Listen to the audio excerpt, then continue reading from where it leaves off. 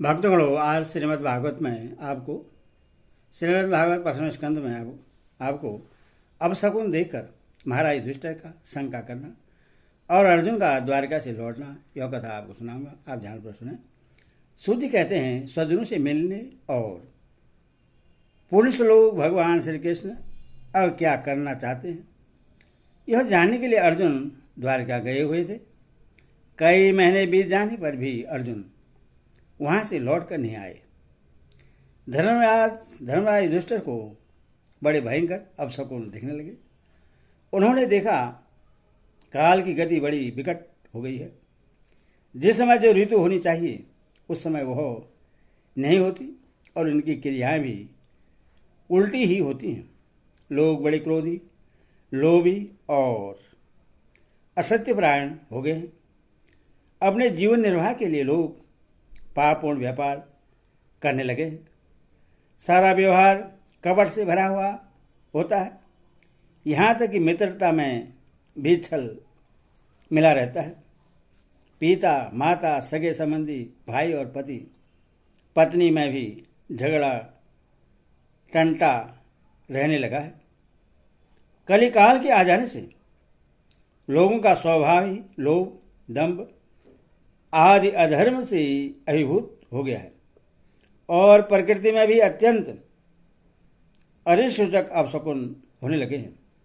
यह सब देखकर युधिष्ठिर ने अपने छोटे भाई भीमसेन से कहा।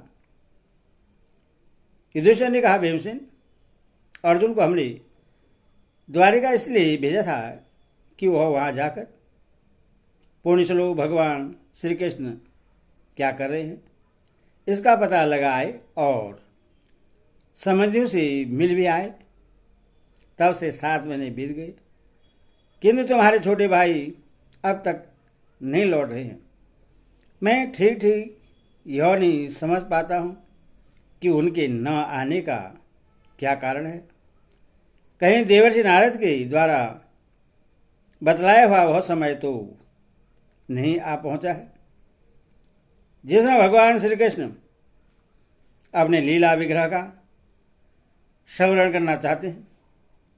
उन्हीं भगवान की कृपा से हमें यह संपत्ति, राज्य, स्त्री, प्राण, कुल, संतान, शत्रु विजय और स्वर्गादि लोगों का अधिकार प्राप्त हुआ है। भीमसेन, तुम तो मनुष्य में व्याघ्र के समान बलवान हो। देखो तो सही आकाश में उल्का पातादि, पृथ्वी में भूकंपादि और शरीरों में रोगादि कितने भयंकर अपशकुन हो रहे हैं। इनसे इस बात की सूचना मिलती है कि शीघ्र ही हमारी बुद्धि को मोह में डालने वाला कोई उत्पात होने वाला है। प्यारे भीमसेन, मेरी बाईं जांघ, आंख और भुजा बार बार